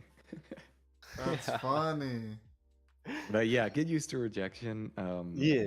Like, yeah, I probably get like 20 of those a day when I'm like applying a lot. I just scroll through. It's like, unfortunately, I don't even have to read the emails. Like, You you just know, you eventually, know like, it. if it's from a person and like if it's from the company or like no reply or something, it's like, okay, I don't even read Yeah. them. Like, there's just so many. But yeah, I think it's really just kind of luck. I mean, since then, um, like my current role, uh, I interviewed for, um, and it wasn't like a LeetCode type problem, but it was actually, I think it might have been, but I didn't end up coding a lot of it. The I mean, I can tell you what the question was. I think if I remember, it was like a LRU cache. I think LRU and LFU cache, and like kind of talking through why you'd use one or the other. So, um, yeah, queues, arrays, like Yeah. kind of basic stuff, but it was more like a technical discussion. Um, and I found that to be the case where they don't always care about you coding it up. Um, it's more so they want to hear your thoughts. So some places do, and they want you to code, but um, yeah, if you can kind of talk through your approach, like this is by back to like what you were saying, Jose, and like a toolbox of these things, like Mhm. being aware of these data structures and how they fit in and how you'd use them is more important than how to actually like code them from memory, because that's not realistic. But knowing, okay, this is a better approach, like that's going to be beneficial. Hmm. Yeah. Okay. That makes And sense. you mentioned that you're more of in the back end side. So was your first job? I mean, obviously, I'm sure it was just like the title was maybe like uh, software engineer, or maybe I'm assuming. But was it back end focused, or what was? How Hmm. does that work? What was that? Yeah. So uh, after like that sort of front end stuff that I did on my side project, or like that startup sort of side project thing, I realized that I vastly preferred the back end. And so I really was only looking for back end roles. So the first job was um, a Python monolith startup. Uh, I did back end. We had a really, really good front end engineer and a good back end engineer as well, who I worked with. Um, but I went pretty much as opposite as you can while staying back end web, I should say, in my current role, which is Go microservices. It's a data pipeline, so we have some APIs, but a large portion of the work that gets done is like processing messages from Kafka queues. It's what you'd consider like distributed systems.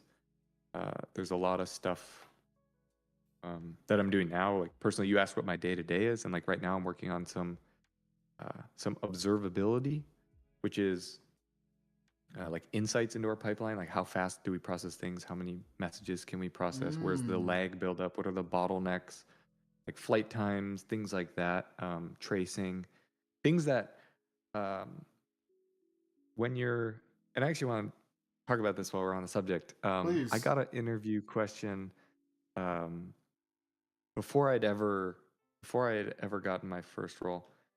Uh, I'd built a side project. It was an options backtesting framework. So you could input these things and it would use like the Black-Scholes model to kind of predict or uh, predict options prices. And it was such a good question, but I didn't really realize it at the time until like years later. Like, man, that was a really good question. So he was just asking, and back to the point about like open source and projects on your resume. Uh, the interviewer was asking me about this, and he said, "What would you do if you were to productionalize this system?"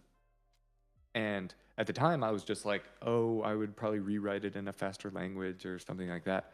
But I didn't, because I hadn't worked on production systems, like I didn't realize how much that answer wasn't really what it would be today if I were to answer. Um, Today, I would have been like, okay, first of all, before this goes to production, way more testing. Second of all, we need insights into this. So logs, like we need debug logs, info logs, especially error logs. So anytime we could have an error, I would have improved the error handling.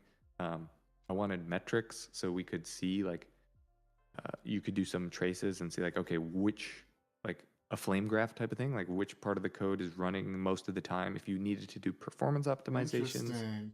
um, but yeah, like you'll find metrics and logs are like so critical because otherwise, like you have this black box deployed, and if something goes down, you're like, I don't like. You Yeah. need insights to know when something's Mhm. crashing or when you're returning a bunch of like if it's an API or like an HTTP web server, when you're returning like 500s or 400s at like a weird rate, you need alerting into these things. So um, alerting is usually built on top of metrics. So there's an open source thing called Prometheus, which we use for metrics. Um, and there's alerting you can do on top of that. So like that's what I would do now. Back then, I thought everything was just performance, and I didn't I'll just like. change the language.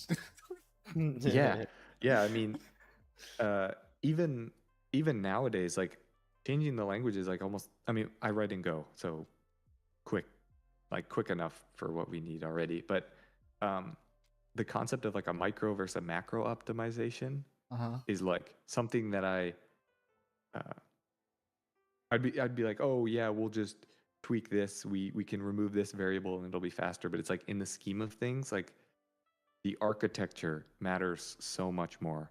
Like if you're if you have to like the type of database you're using or like the design of your system has so much more of an impact on throughput, and that's like a macro optimization. So it's like if you can remove an entire microservice and like combine it into another, and you take what was two database IO calls and make them into one, like that's so much better than any like little small tweak to a function, Mm. especially if you haven't done the profiling to see like how much of your runtime is in that function. Because there's a thing called Amdahl's law, which is basically the total system improvement in performance is proportional to how much of the time that part of the system is running. So if you take some part of your code that runs, it takes 1% of the runtime, and you make it twice as fast, you increased your total system by 0.5%. But if you take this chunk that runs and it's half of your runtime and you only increase it 10%, that's 5% of your total runtime. So it's 10 times better. So you don't have to do like the most optimal code everywhere. It's like you find out what your hot paths are, if performance is even a consideration. So there's a lot of cases where um, you can horizontally scale or do other things. So I don't know how I got on a tangent into performance No, no, that's optimization. Hey, I'm good. good, brother. Keep on No, going that's if you want brilliant. to. And to kind of relate to that a little bit, I don't know if you heard the game Factorio, but me and Jose grinded that game over the winter break, and it's literally just taught us a lot about um, almost like that. Like it's almost like Optimize. It's like a optimizing. You get inputs. It's basically a factory game. If you never heard of it, have you heard of it? Okay. yeah. I think you guys, did you talk about this on stream? Yes, we Yes. have. Yes. Yeah. Okay. Yeah, I feel like I Yeah. looked into it. I forgot it. Yeah, it's Yeah. literally like it's based on optimization. You're creating Yeah. stuff, and it almost like I like the game a lot because it reminds me a lot of programming and a lot of like you get inputs, Very cool. you gotta maneuver them around and create new things and stuff. Yeah. And to give you a little backside of me is I like backend. That's where I want my career to head, and I like the systems. I like how to look at systems, whether it's a macro output, a macro look on it or a micro look on it. I just think it's so interesting, and Factorial really gave me that interest. I'm gonna be honest, Factorial really built on it, and I just like it so much. So hearing that, what you just said, like Very cool. it grew my interest even a lot more, and I didn't know a lot of what you said, but it made sense to me though. It still made sense a little bit, so that's really Yeah. cool. And we Good. did learn That's about cool. Amdahl's law. We learned about it in the class. I don't know if it's computer Yeah. architecture or operating systems right now, but I remember learning about that. So Very cool. I good learned it from reference. a different YouTube channel. Frank Staiano Explains. He's a professor at Cambridge. He's like criminally underrated. Like he I'm puts his searching that lecture up. videos, literally Cambridge lecture videos out, and he's like when I subscribed, I feel like he had like under 100 subscribers or something. He's at like 5,000 now, maybe. But I mean, Oof. the content is insane. Like, it's yeah, And it's just, what was his he's name really again? good. Frank Stajano, Stajano. Perfect. Yeah. So I mean, that was a lot right I mean, there. he That has a was nice. data structures and algorithms class that I don't know if I finished, but I guess I'm technically still working through it. But Mm, it's yeah, it's literally just video recordings of his Cambridge lecture. So really cool. yeah, All right, it's cool. I'll keep That it. so that was some good stuff right there. I like that one. Yes, I'm sir. trying to see if there was another question I had based off your answer, but all I wanted to do was mention the factorial, so that's all I had. Jose, did you No. want to bounce off Oh, his response?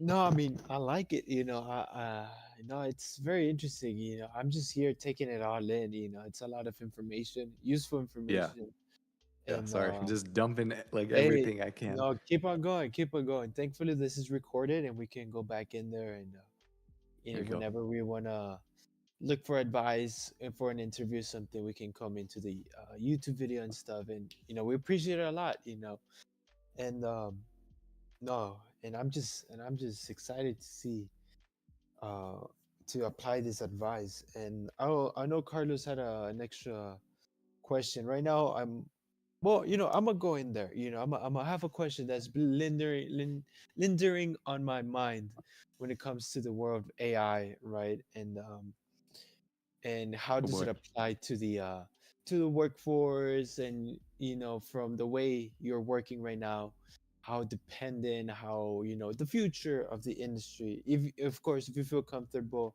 and if you're Sure. um willing to talk about it, because I know it's a big topic, it's very controversial, a lot of people have like a different opinions and blah blah.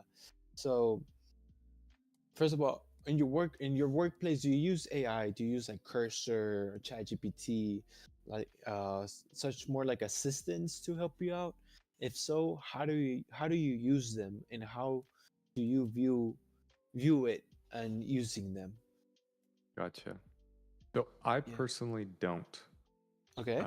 I don't use Copilot or Cursor or anything like that. And part of that is I'm still learning, right? And Yeah. I don't, um, I worry about it becoming a bit of a crutch. And also, a lot of what I do is like, there's like internal libraries. So unless Cursor could like read those internal libraries, like Yeah. it's not really trained. It's not something that's like, would be publicly trained on. I mean, I'm sure GitHub has backdoors to train this, and OpenAI has GitHub and whatever. But Yeah. um, I don't know. I haven't felt like it's slowed me down. Like I Okay. don't write all that much code, to be honest. And if it's Okay. boilerplate code, I can just copy and paste it from another place in the Yeah. repo. Basically, um, like I don't write a lot of code, but I'm like intentional about the things I write. Like this observability thing that I did, it was I guess the original one, which actually I created an alert on that Okay. tripped last Thursday, which was good because we ended up fixing a production issue because of it. That alert, it took me like it wasn't like my primary focus. It was just kind of like again back to the agency like kind of autonomy thing. Hmm. We'd had a production bug around Thanksgiving, which is like a I work in a retail company, so it's like a high order volume time of the year, and basically I'd created an alert to try and identify these kind of Hmm. issues in the pipeline, and it tripped last week. And looking into it, it was an actually a valid alert, like it wasn't a false positive. Yeah. And um, that alert, I spent probably a week working on, but it was mostly like conceptually, how do we solve this problem Hmm. with like essentially we ended up using Prometheus. It was basically just two Prometheus gauges. Hmm. If you know what a gauge is, counters, gauges, histograms. Um, but the implementation of the code is probably like 30 lines of code, like at most. It's not complicated, but the placing of it, the way that it worked, and I was building off some other stuff that was already there, but like lines of code, like I'm not writing that much code. So how much would Cursor really helped me with that type of thing. Okay, I get you. This is where Hey. it's like the more you go away from like just implementing other people's tickets, it's like uh yeah, like I type fast, so like the limiting Nah, I factor saw is your like typing speed, bro. Hey, I could what he is was not teach you. fast. nervous, bro. He was Okay, nervous. okay, He Oh, was okay. nervous. I'm just joking. Sorry. True. Hey, anything above 100 words per minute with above 98% accuracy is plenty All fine right, I for me. give Like that I to don't you. I think give that that much to you. faster He's than that. Plus, with like I have IntelliSense, so I can tab autocomplete like function signatures and stuff. So, but yeah, like it's not like I'm against it or anything. It's just yeah, like I don't. I've never felt like I've needed it. The yeah, only exception is I've used ChatGPT like probably 3 times for again metric stuff. There's something called yeah. PromQL, Prometheus Query Language, Uh-huh. for actually reading metrics. So Yeah. like I've created these metrics. I'm trying to draw insights to create these dashboards that'll display them in a way we want. And like I can read the Prometheus docs, but sometimes it's just quicker to try and use ChatGPT. But I think every time, either I just suck at prompting, but every time it's given me something that just didn't work or like didn't do what I want, and I gave up and I ended up just solving it on my own. So I don't know. Maybe that's another reason I'm just like I don't want to. So yeah, Yeah, I to answer get your you. question, Yeah. I don't use it. It's not that I'm against it. I think Yeah. I know other people do. Um, and sometimes like I reviewed someone's code one time and I was like, Ooh. can you explain this? But they also used like AI to write the PR description. Oh, And Oh. I was like, damn. They had a yeah, lot of and I was like, Too emojis on it, or fast. what? no, Damn, no, the no, not fire emoji. emojis. It was not in their voice at all. Oh, that And I makes was Wait. like, sense. I was a little harsh, but I was like, this is a bunch of word salad, but you didn't answer my question. Because he had added a pointer to a string. And if you know, string is Oh, already a pointer under the hood. So it was like yeah. basically 3 levels of pointer. I was like, can you explain why this is needed? And it was like this fat paragraph and it had a What? summary at the end of it. I'm like, no human summarizes their own GitHub comment. So I kind of called him out on it and he was kind of upset. But like I've talked to him before and I know he uses AI on his PR. So I was like, or whatever. Like Yeah. So it's a he. No, I I'm just joking. cared about the code because he Hey, like we're exposing. Nah, I'm kidding. no I'm no no. It's just like kidding. Yeah, yeah. he's not on the on-call rotation. He's actually a contractor. So he like there's a little bit less ownership that he has of the code. Yeah. So for me, it's like I'm the one who's gonna have to fix this if it's a problem, and it's really complex right now. Mm-hmm. I want to understand like Yeah. why that like it wasn't. I didn't just like I've seen other PRs and I felt like okay, this is some ChatGPT stuff, but it was fine. So it's like there's a time and a place, and this one was like I don't understand why you need 2 pointers here. Like Yeah. he really didn't, and I pointed out like you could have done this, but I didn't really understand the motivation. I was just asking that question, and then I got like some huge response, and I was like, still didn't Damn. really make sense to me. So yeah, I don't know. Maybe I'm a cynic about No, AI. I It's don't not think like so. No, I mean I don't know. it's It just I hasn't. I've not reached for it and been like, this would help me right now, type of thing.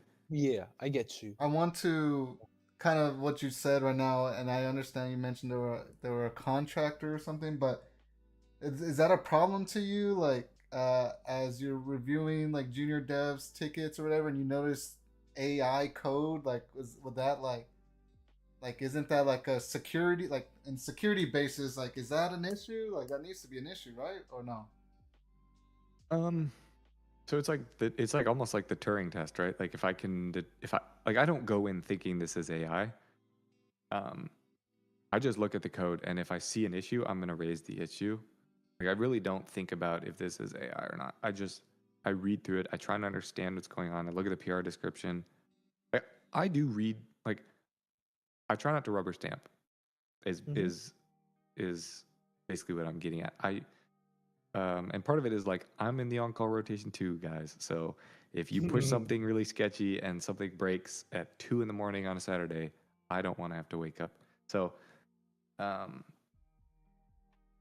yeah, I just look at code the same. I sometimes based on who it is and more so like the PR descriptions, like how it was written. I was like, there's no Yeah. way Yeah. anyone would type all those words out, for this fix. But um, yeah, Okay. it is what Yeah. it is. Damn. Okay. Okay. That makes sense. That's That makes sense. interesting.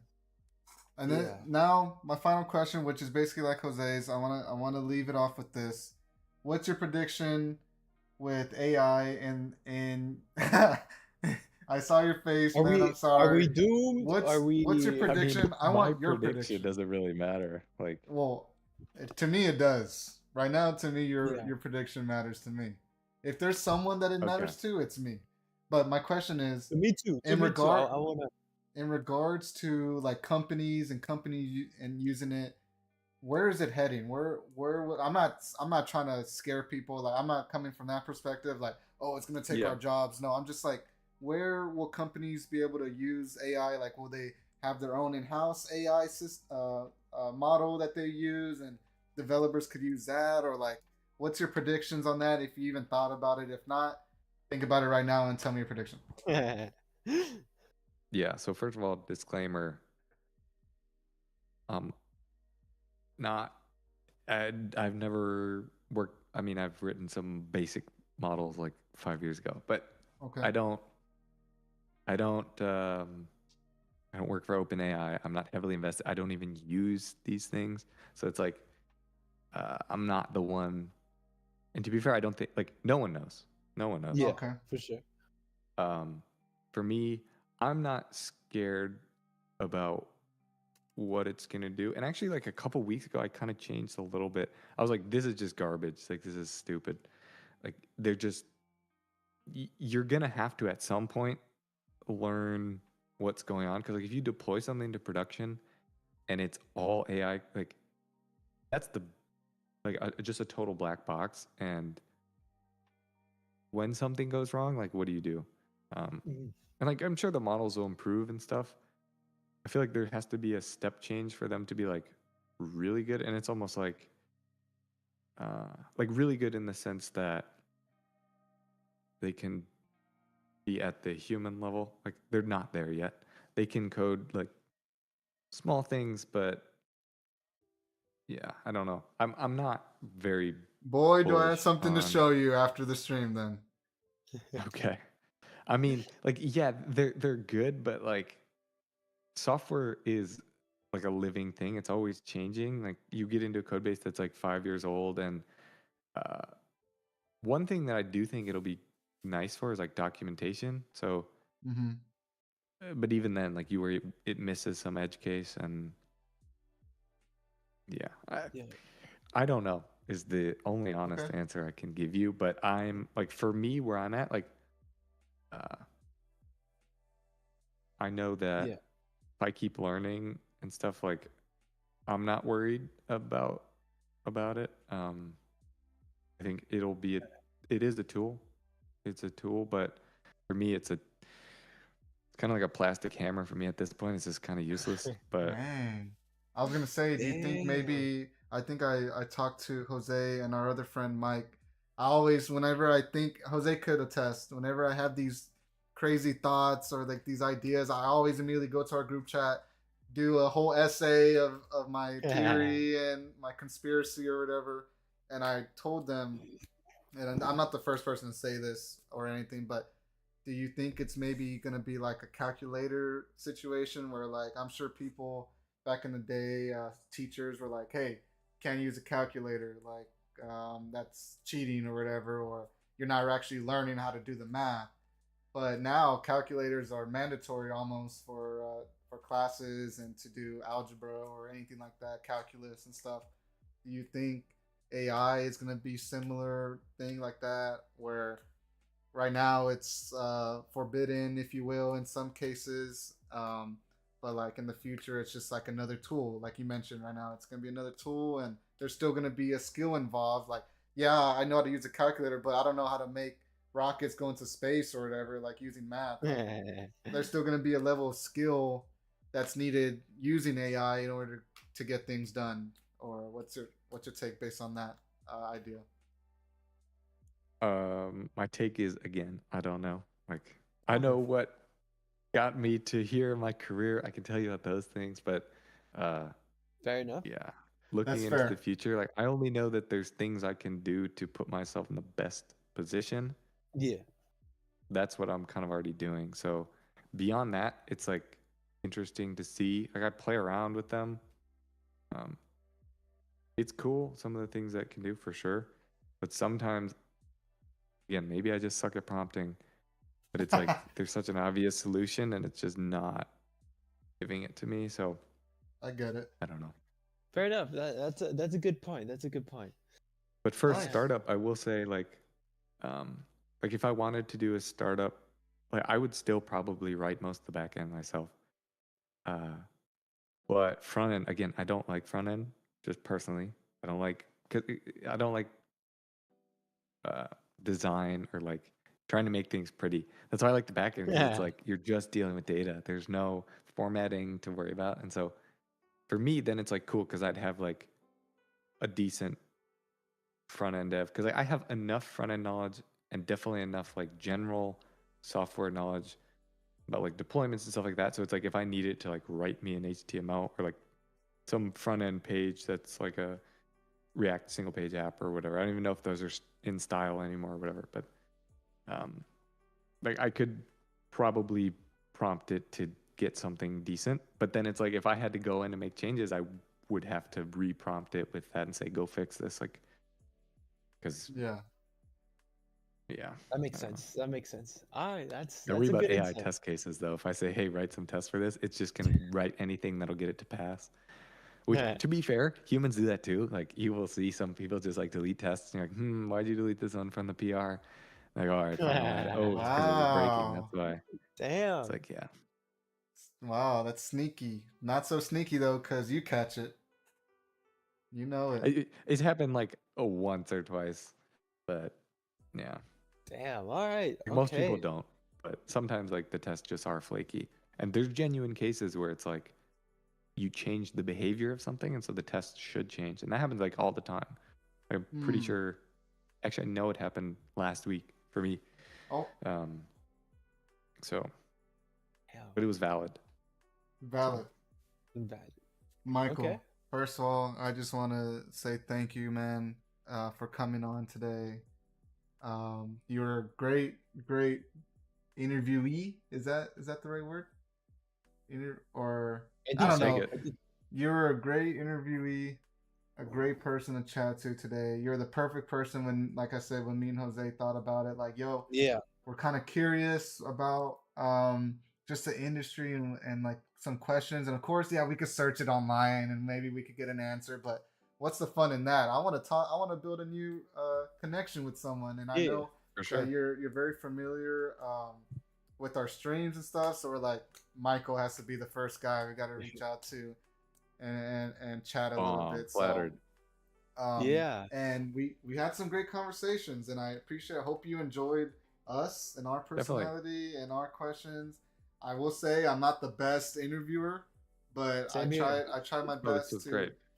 to make it as understandable as possible for you and stuff like that. But like I said, you didn't have to do this at all, so that's why I really appreciate you coming here today, and it For sure. shows. Yeah, no, It's, I'm happy to help out. I had people who helped me, and if I can do the same, I think if I could just get you guys to avoid some of the pitfalls and maybe see some things faster than I did, then that's a win, and it's definitely worth it. yeah, Hey, well, appreciate that a and lot, Michael. yeah, and I hope we could still keep you as a resource, just like on a personal level, just like if we have a question or For sure. whatever. I hope that that's a possibility, and like I said, I can only say so much. Like I'm really surprised on how well this went, and Yeah. how your attitude towards this opportunity for us, and maybe for you to mentor a little bit on a stream. Like I'm really appreciative. Jose, what do you have to say? No, I mean, just again, like Carlos saying, to thank you a lot, and me personally, right? I've seen you in the chat here and there, and just putting a face and a voice to the name, right, is just, brings me a lot of joy. And I'm really happy that we got to meet you, to talk to you, answer some questions where I really gained a lot of knowledge, and I'm pretty sure Carlos gained a lot of knowledge too. And And like Carlos was saying, we could Google it, we can go into Reddit, look at the forums and see, oh, we can even go to YouTube videos of like a life of a software engineer. But it's something about talking and that accessibility to ask more questions and more questions and just deep a little bit more Sure. into the subject and get more raw feeling and stuff. And it's just really really nice, right? And work. I'm Thanks, glad. I'm guys. really really happy that you were able to open up to this opportunity and that you allowed us to make this happen.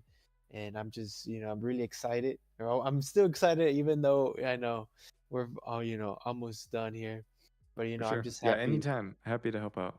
Yeah, and we appreciate you a lot, and thank you again for all this insight you gave in us, and hopefully you get stay here, keep on coming the streams, because we really do appreciate your company every time we Yeah, see you you got in it. the. We're on the road Yes, to sir. 500, right? On the Yes, road sir. to 19 500, more, baby. 19 more, We've been 19 streaming more. for a year every week. Every week, we're very Yeah, And that's consistent, some serious dedication. I yeah, respect that. Yeah. and and it's been a journey. What were you gonna say, it's Jose? been a journey. No, and if we like, there's some weeks where we've been like, nah, dude, not this week, But you still did. but we still did it. We Respect, still pulled respect. And mind through. you, we Nice. we plan like obviously like we might plan some questions or like an idea of what questions we're gonna select. But as for like scheduling our streams, like we plan it maybe like a day, 2 days prior to when we stream. So it's a little bit Yeah, negligent on our end, but it's because our I mean, and schedules life they gets in the change every way. week. Yeah, yeah. They change every Yeah, yeah, week, and exactly. it's just that's another hurdle we have to face. Like me and Jose were like, yeah, well, I'm busy on here, I'm busy on here. They were like, let's squeeze it in through here, and then it's like 10:30 yeah, at night, or it's 11 a.m. in the morning or something. So that I just yeah, think that shows like we really do like to do these streams. It yeah, keeps us consistent, keeps us fresh. We're always learning new stuff, and it opens up more opportunities like this, yeah, like something yeah, like like For this. this one. sure. And not only does it help us, I hope it helps others in the chat that are also Yeah, watching, or maybe not currently when we're live, but I know it gets a little bit of views when it's posted and stuff. And maybe those people that view it, maybe they get some benefit as well. So no, that's what I really yeah, hope people get out of these streams and stuff. Not only yes, for us, but for other people. So yeah, I think that's it. I appreciate it. yeah. Gonna get 500 subs soon, Hey, please. soon, we gotta start planning something, my guy. We We gotta got to plan start something. planning, man. We did the Yeah, 1 year yeah, celebration. Now it's time to do yeah. a half a thousand sub celebration. But all I right, like the year celebration though. It was a good format. it was good. Yeah. All right, everyone. I'm gonna Alright. switch it to our outro screen, and that's about it. I appreciate everyone This- coming by. Orcus, thank you for coming out. Jeremy, I know you were here in the beginning, and we'll see y'all next week. Yes, sir. All right. Bye, bye, guys.